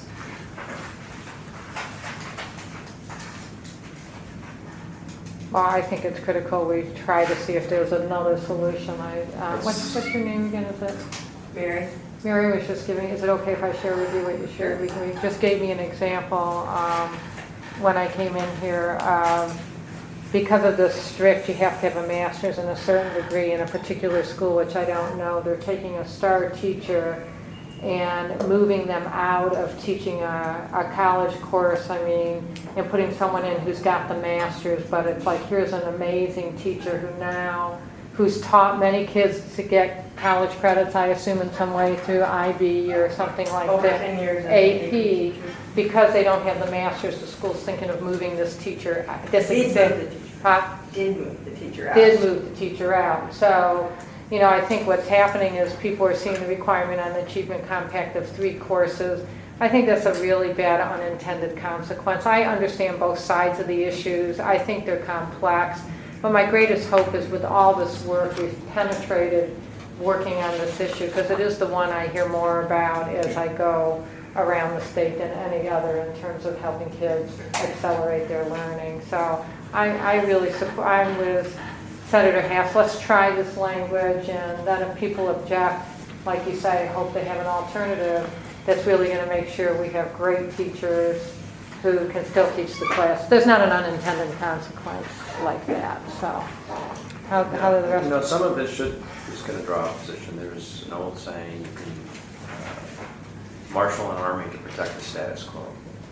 And so we're changing the status quo, and there's going to be some pushback. Yeah. So. And in the meantime, I think people are continuing to try to work to find a way to come to agreements on this. So is everybody supporting this? Yes. Nori? Yeah, Lindsay, I'm with you. I think at least the first bullet point in the legislative report recommendation is really important, that Appendix E. And we see here in Central Oregon the same challenges that you you just talked about.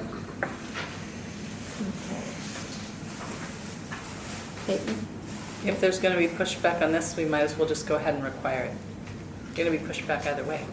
At least we'd say what we really want. Require the partnership collaboration approval process.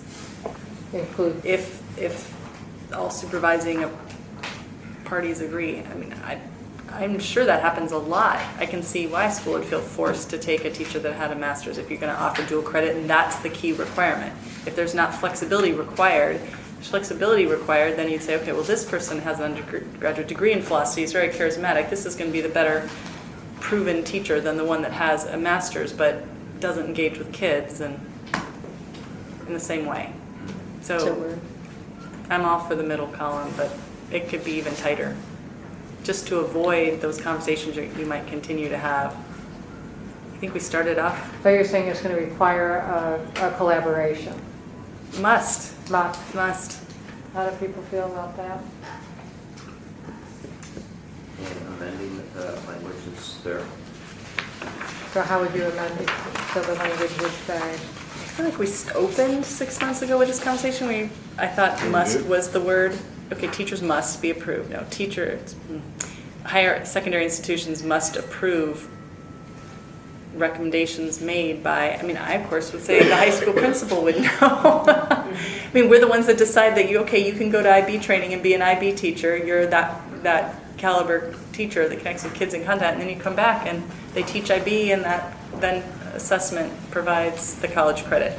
So right now, I mean, at least some kids, and too often they're privileged kids, have a principal who says, yes, this is an IB teacher, this is a college credit kind of teacher. But if you're in a rural place, you have to hope that somebody will say, yes, this teacher can work to grant college credit. And in some places they do, and then in others they don't. That seems really inequitable to me, so I don't know. Would the language under the first bullet for legislative report address that? Yes.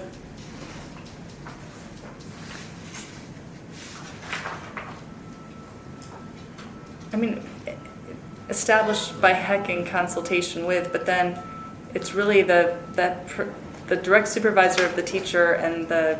No, I'm saying on this document, consideration of other qualifications, it could be considered equivalent. What she's saying instead of consideration, she wants a stronger word, like must use an equivalency or something like that. She's saying the language is not strong enough. So let's get a sense from the rest of the committee. I hear Peyton saying, since there's going to be a debate, let's push it a little bit and really get at the issue and see if... I mean, to be honest, I feel the same way in reverse. When an industry person has demonstrated experience working in the field, but doesn't have a teaching license, and the unions say, no, they can't teach, they have to jump through all these hoops. I mean, both ways, I feel like then school districts and teachers unions need to be more flexible to do the right thing for student. Instead, we pay for a teacher of record. It's $20,000 per course section, and then we bring in an industry expert to team teach, although they're really teaching.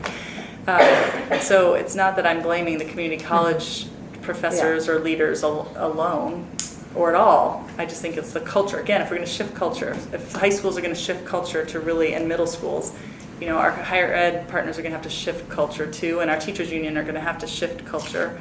And our teacher preparation programs who say, no, they all need to go through an MAT program, need to shift culture. But it's just one little box here, so.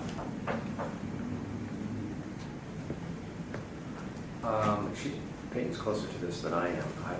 I hate to oversimplify. I just want to make it work. Yeah, me too. That's the whole point for kids. Thank you.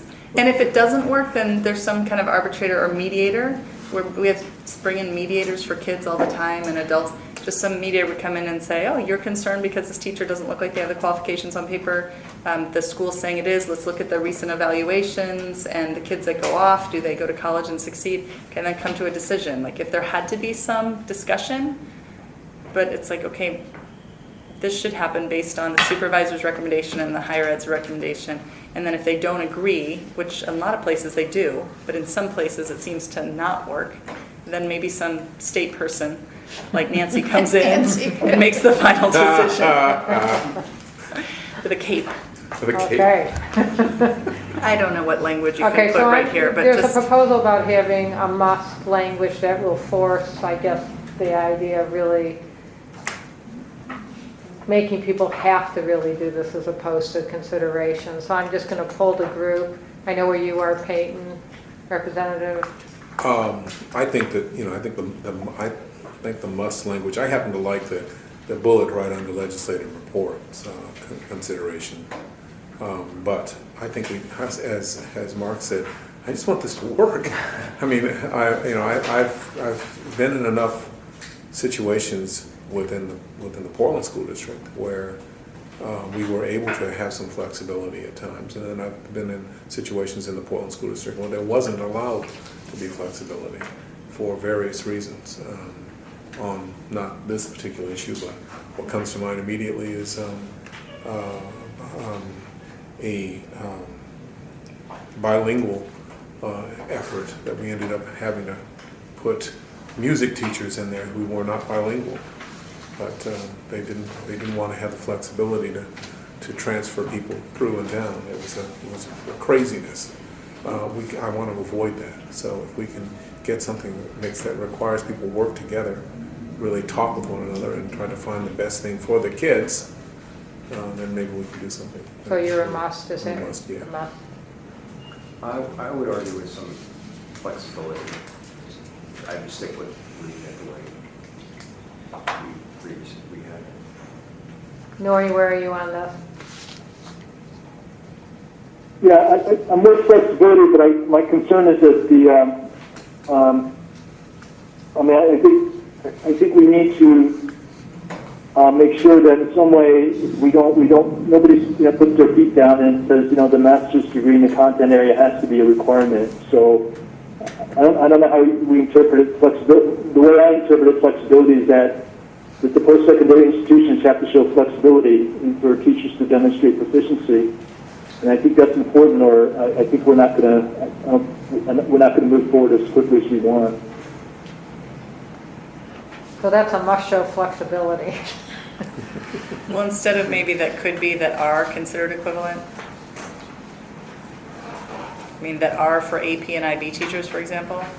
It's just, there's so much difference here. This consideration of other qualifications that could be considered equivalent. I don't know. But it could just be that we shift culture and do it in other ways, not through this language anyway. But if it could be strengthened a little, that would be great. So I'm going to float another little proposal here, which is just we leave it as it is, but again, OAIB will really be tracking to see if what's happening with it, or have people really come together in the spirit of let's give some flexibility, but let's work this out for kids. And if not, the suggestion will be that in the short session or sometime we come back with stronger language to. Well, what if the accountability then is in these every 2-year reports, they highlight the regions where it's not happening and then the reasons why it's not happening. If one of the reasons why it's not happening is because there's a lack of master's degrees and no workarounds, then you look at whether you're going to fund that reason in the same way. Or there's some accountability piece, I guess, other than public shaming in your report. Yeah. Are we okay with the idea that we're going to leave it as consideration, but we're going to, within the report really, or I'd say sooner after 1 year, that we're really tracking what's happening? Have we made progress in the spirit of everyone wants the best for kids, which I truly do believe. And if we can't get there that way, we'd have to come back and suggest stronger language. But right now, this first part is what you're suggesting to keep? First part on page 7. What are you talking about? Top of the page 4, is that what we're keeping? That's what's currently in the legislative concept.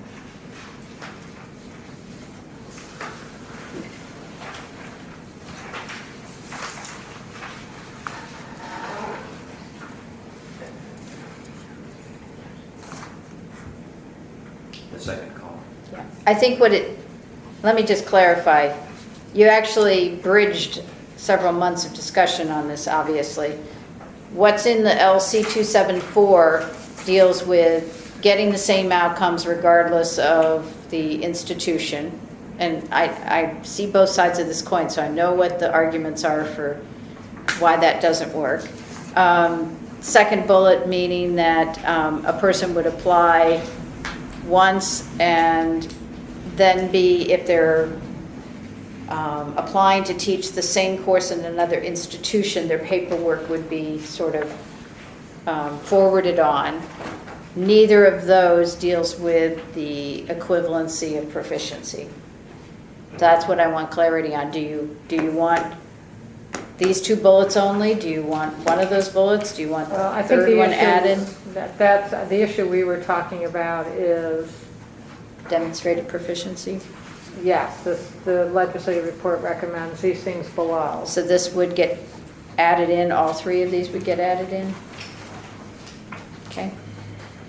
I just want clarity. So that's what I want to make sure When I everyone, work on it tonight. I guess I'm now saying the whole thing. We do want to also say if a teacher's approved at one institution, they don't need to go and get approved by another institution. That's what the top's kind of saying. But we're also saying the recommendations about the consideration of this matrix or some form of using other than just a master's degree and make it uniform. So we're saying all of that, right? Is everybody on that page or not? Just need to, the entire column. I'm fine with that right now. I want to see how we end up working through it eventually. But Yeah, that's what we're Yeah, gonna, that's that's what we're gonna put in the report. As I said when we were talking about the funding, a lot of this will be adjusted in hearings, et cetera. Yeah. So people Yeah. will begin to talk Nor- about it. So Nora, are you okay with all of that? Yes. Okay. Okay, the next one, this went back to our last meeting's discussion, which talked about what if the funding for some of these pieces come to a district but don't go to the high school, and the high schools don't ever get changes. So we just strengthened the language to say each school district must offer an accelerated college credit program at each high school in the district. So is that addressing the concern, Peyton? I think this was on your original list.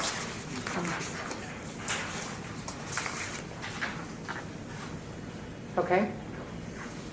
I have a question about that.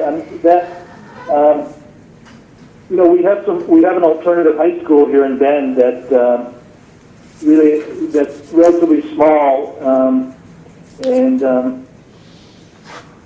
I'm not sure that requiring them to have those 3 college courses available. I mean, that would take away resources from the areas that they really need for the type of students they have. So I'm worried about that unintended consequence there. Could it be must offer access to? Or no, that won't work. Could you They could go to one of put a the. size on it, each high school with at least 50 students? Yep. I guess the only thing, the concern that high schools may not always get full benefit funding if given to school districts. So each school district must offer, it doesn't say offer and fund an accelerated college credit program at each high school in the district. Because we did go through a high school redesign process 4 years ago, and we said every high school had to offer at least 3 advanced, either dual credits, AP, IB, or honors classes.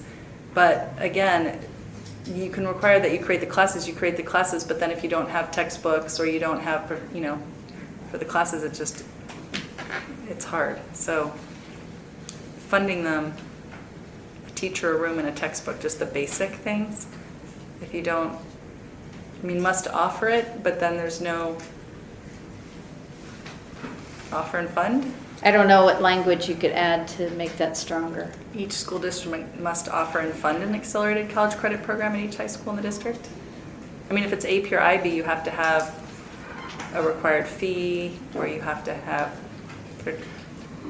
Wouldn't It's that kind of, be you leave it up implicit to, in offering it, one would think. But, I mean, what's the use of offering it if you don't fund it, I guess? Some schools that are really privileged can fundraise for their college credit program, but other schools who aren't really privileged wouldn't necessarily be able to. This would be one, if we were to put it in there, similar to the last one, we'll bring out other people with other perspectives around that, just because, Let us you know, make- the more money that a district has to fund that's specific to a particular program, the rest they have to fund the whole thing, there can be unintended consequences like higher class size in elementary school. But again, you could put it in there and just see how else people come up with a solution. What I think is the last one and this one could be so that people who have concerns come forward with other possible ways of doing it, but it definitely will be controversial. Yep. So, And maybe it just isn't an issue anywhere else across the state that they do offer and fund. That's really the same word. So do we hear a motion to keep it as is or to add the words "and fund"? I'm watching the clock and knowing you're going to have to make a motion to extend the yeah. meeting. So I think the motion is to offer and fund. Let's see where we are on that. Yeah. Sounds fun. I'm okay with just offer, I think it's implied, and the money's going to be there. Nori?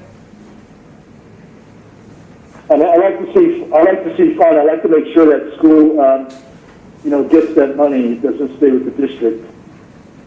So you're saying offer and fund? Okay. Yeah, and then do we address the issue of schools high schools that are really, Small. We could put in the size language.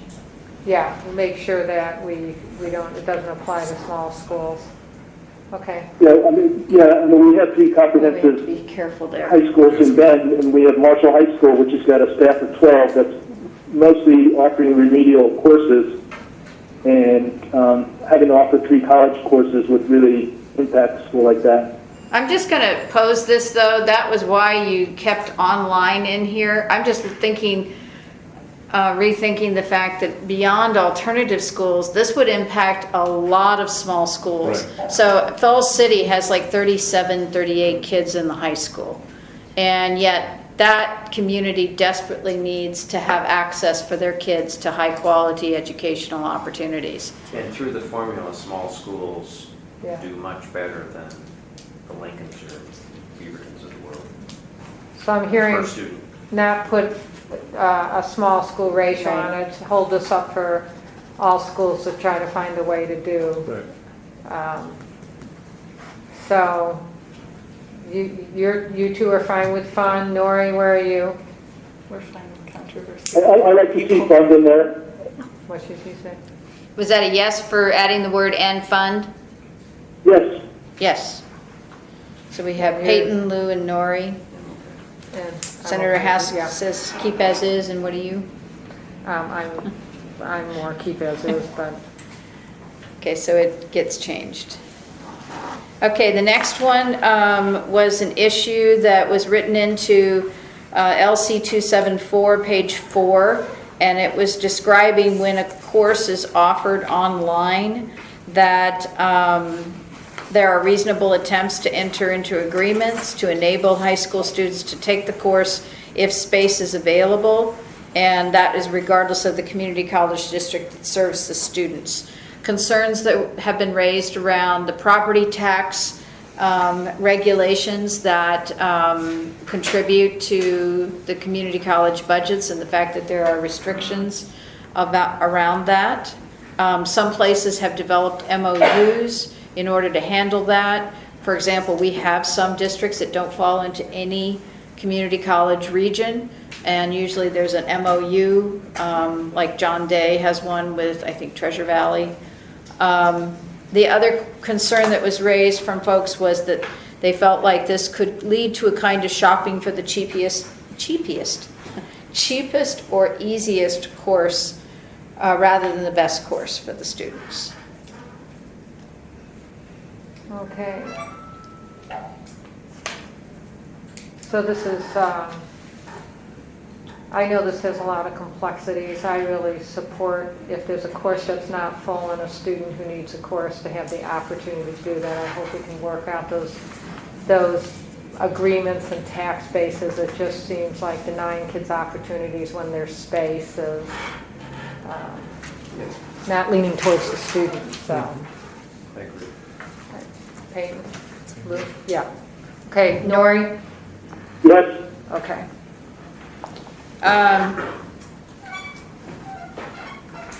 This was in LC 274 on page 6. It talks about adopting statewide standards. And there are already standards that exist. So this was simply shifting that language a little bit to note that they would, HEC and the State Board of Ed would collaborate with post-secondary institutions to adopt standards for accelerated college credit programs that reflect national standards, accreditation requirements, and best practices for student success. You could leave it as is in the current language.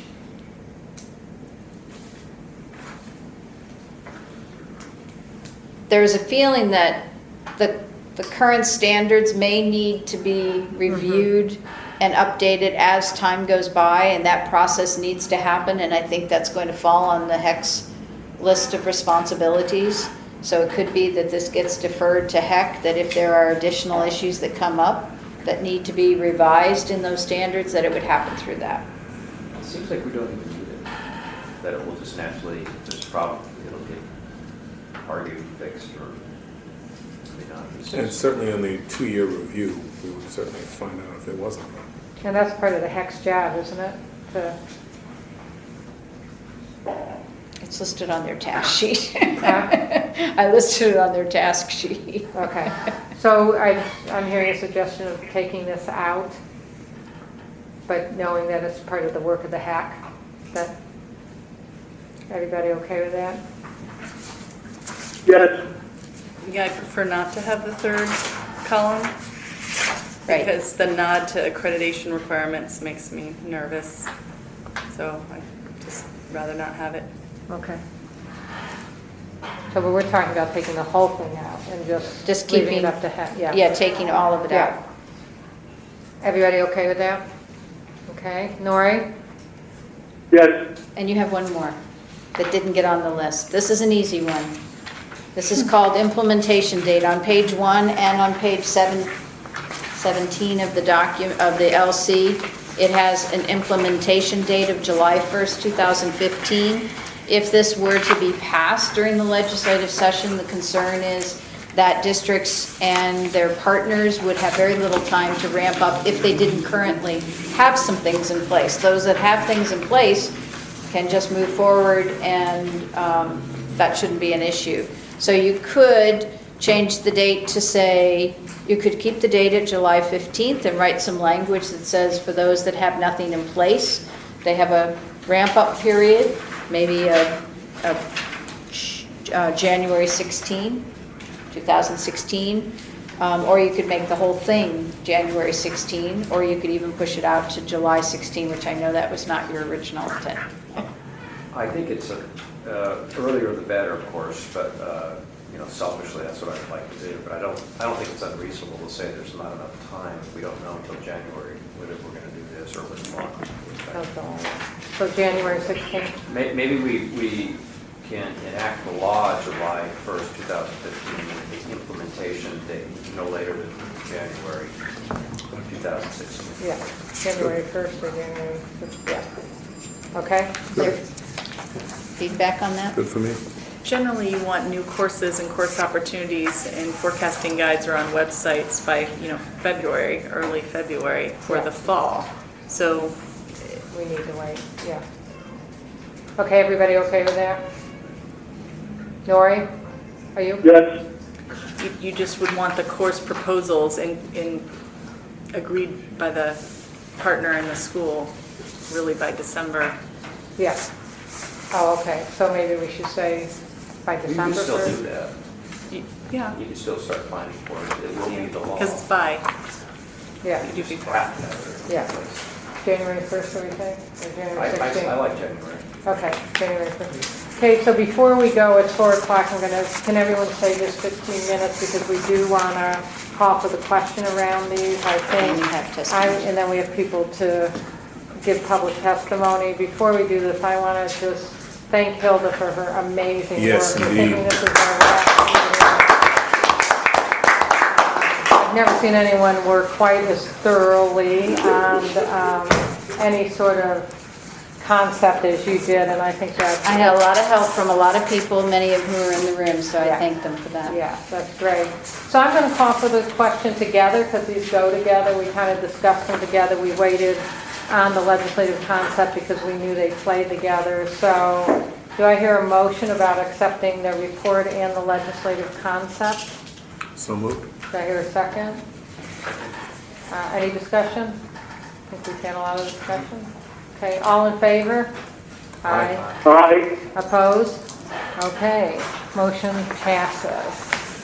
So with that, we have some public testimony. So the first one is Mary Whitmore. So you know the 3 minutes? Right. Yeah, I know you're, I'm going to go brush my meter. okay. I'm going to move a little bit because. If you I move just- up here, that's Beth perfect. is the timekeeper for us. He'll just cue you and, Yes, Sit, that's fine. that's okay. I'm too nervous to sit. My name is Mary Whitmore. I'm a retired teacher from Forest Grove, and I've been researching reading instruction for 10 years. And this is my 5th appearance before OEIB. I'd like to create a metaphor for you of PK20 as a giant, beautiful hotel building. Accelerated learning might be the penthouse, an enclave for the gifted, floor-to-ceiling windows and a helipad, and that's good. We need one. But Oregon's 29% illiteracy rate in the K-12 OAK scores is that hotel's crumbling foundation. I want to sincerely thank Senator Starr, my senator, for writing LC 834, which reinstates ORS 337.275, and that requires explicit phonics materials. I always talk about explicit phonics materials for those of you who haven't seen me before. Requires those materials be available to K-2 teachers. In fact, Senator Hawes is one of the legislators that originally sponsored that bill in 1999, which was in effect till 2012. In my metaphor, LC 834 is a concrete truck with plenty of rebar and a team of construction workers ready to work right beside the hotel, right beside the foundation. That truck and team has the power to fix our foundation. All that's necessary is for a boss to order them to go to work. That boss might be the legislature, OEIB, or ODE, but somebody has to order the work to get done. Apparently, no one in the hotel has a clue because this foundation has been in this condition for 10 years. Correct me if I'm wrong, please, Nancy. Mitch Charter School was built on this foundation, and in 5 of the last 10 years, their illiteracy rate has been less than 10%. What are they doing right? I'd like to invite any of you, and I already have invited Dr. Dample to come with me and tour an explicit phonics school, so you'll see how this program works. And that's all I have to say. thank you. Right on target with 3 minutes. Thank you, Thank you. Mary. Jim Anderson. Everything's been said. Okay, thank you. Dr. Dapple? Wow. That was a good job this afternoon, honestly. It's a very commendable committee, very important in what we are trying to do. Because you are building a personality, you are building a human being. Then I want to bring you to something very important because this is very relevant. This afternoon, I was parking my car.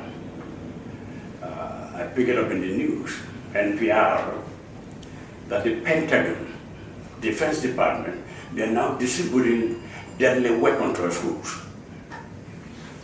Deadly weapons. And that is, I wish Mark is here, because that's for you, my brother, Frederick and Mark, and you too. I don't know if anyone of you have said Florida has accepted it. They welcome the weapons. I'm talking about M16, is that what you call all those weapons in our schools? Automatic. Yeah, Ferguson, the place where they're having trouble. They have it, but they don't know what they want to do with it yet. I don't know. We've got a lot of issues. We want to rebuild this country that have been messed up. We are in bad shape. That's why you guys come together. I've been listening to what you're talking about. We want to build a personality, human being that will build this country. I'm reading a book, maybe you are interested in that. The book is written by two professors from Stanford University. I get to know them. It's called Built to Last. Built to Last. Things in this country that people in this country build. And of course, I have two boys at Stanford. I got to drive Highway 5. I always thought about those who built it. Who are they? What were they doing? All the way to Canada, Highway 5, all over the place. What were they doing? What were they eating? For me, I came here as a young man, exchange student. The country is too much for me, too good to me, up to this moment. But what is happening to us, especially looking at our kids in school? I wanted to see you, by the way, because I've been doing something. It just happened to me, Mary. I've been doing something on my own. I'm refusing to drive 3 times a week, taking the TriMet and the train. What do you call it, Max? So beautiful. Max is unbelievable. But the boys, at around 3 o'clock, our students, their behavior inside the buses, the behavior, we don't want them. These are the leaders. We need to let them know they are the leaders of the future of this nation. So we've got to build them based on what I'm talking about this afternoon. Thank you, I Dr. want to come and Gamble. see you, by the way, because I know you were looking at me when I came in. That means you must have seen me somewhere when you were at Madison High School. Yeah, it's so good to see you. From Lincoln. Yeah, so we've got a lot of work to do, Dr. Golden. A lot of work to do, and we're going to do it. You're there. I'm glad for what I hear this afternoon. Okay, thank you, Dr. Gamble. Next is Mary. Is this Most of my concerns have been discussed. I just want to thank Peyton because speaking, with your principal's hat on is so important. I'm here because of a small school, as you said, not that small, but a rural high school at Sandy, where they had a fabulous AP teacher. And basically the problem is the game of telephone. By the time the building principal heard that this was coming along, I think she said, well, no, we won't have that teacher. I said, why wouldn't we have that teacher? She said, well, you can thank your governor. This hasn't passed and it's not the governor, but by the time it gets to that level, it can be misinterpreted. So my point is just that I hope as this is revised, as it goes before the legislature and things, that there's really careful language with keep AP and IB because there was a misinterpretation. We need to offer college credit, so we have to get this AP teacher out, and that was confusion. Ensure a variety of processes for the effective teachers to be approved, as Peyton advocated for. Make sure in the Oregon Trail School District, which goes all the way from almost Gresham all the way to Government Camp. It's huge, space-wise. If those elementary and middle schoolers don't hear about opportunities. They aren't near college, and if they don't hear about the opportunities when they're young, they won't take advantage of this.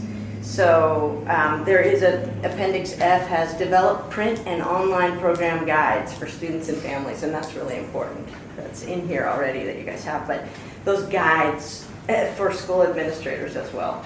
And please be careful of must offer language, because that does, when there are only 2 math classes at Sandy that could work, and that's why this one teacher is not in that position. So smaller schools, you have to be careful with the must, and again, Peyton warned about that.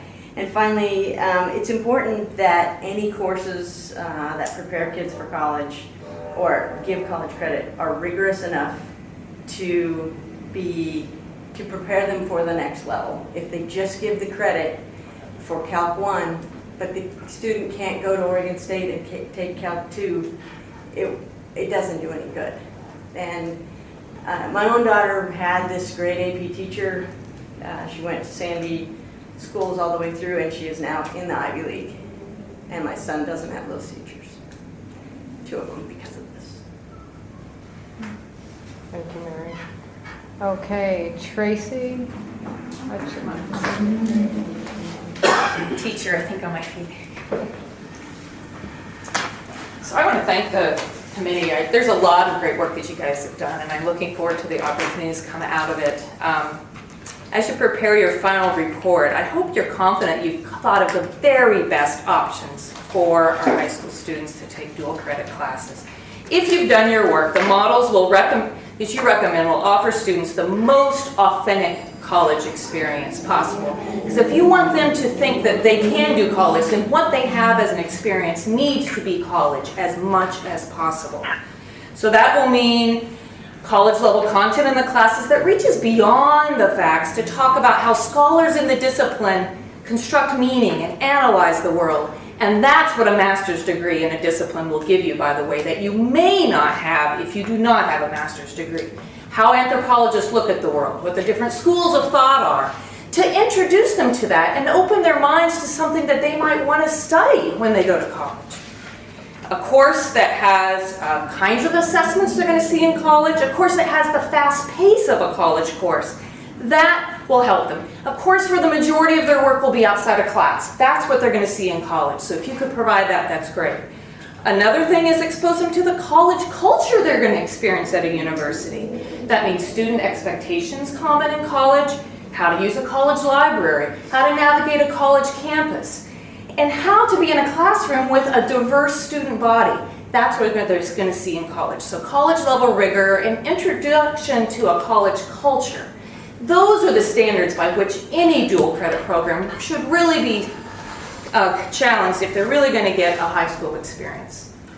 So as a community college educator, and as I read your report and heard your talk today, I'm concerned that some of those quality measures may be overlooked. And I see a desperate need to talk more to college faculty and see what their perspective is. But particularly I'm concerned about the Eastern Promise model that is being put forward. We're seeing in Salem firsthand what might happen with that model because we're a part of an Eastern Promise replication grant that's called Willamette Promise. We're seeing high school principals. So, there's one reality, Lincoln. We're seeing high school principals in Salem that are recommending teachers to teach college level biology that aren't really going to be providing that level. A student teacher, never taught before, now they're teaching college level biology. A PE teacher, never even taught high school biology, and now she's going to teach college level biology. We're really concerned that the quality is not going to be there and the students aren't going to be prepared to take those proficiency exams at the end in a way that's meaningful. High school teachers are being told in this Willamette Promise that they do not need to alter their high school curriculum at all. They can just teach what they usually teach and the students will take a test at the end. Absenteeism was high when both the high school and the college ranks when they met in professional learning communities this summer. And the high school teachers themselves are seeing how much extra work it's going to be to prepare their students for proficiencies, and they're getting very upset because they're not getting very much support for that as well. So as these problems emerge, you might consider looking to Eastern Promise and talking to the educators there to see what they think about the quality of that before we spread it out throughout the state. And ultimately, I'm wondering if this model works for every Oregonian. What about those students that are close to colleges, but do have qualified college instructors? Do they need to go to this model? Or is that just kind of lowering us to the lowest common denominator? So anyway, thank you for your work. Thank you. Okay, that is it. So, this is our last meeting. Yes. I just want to thank you all for the Thank you. time you put into this. I think we've created some great possibilities for our students. It doesn't get any better than that. So with that, we're adjourned.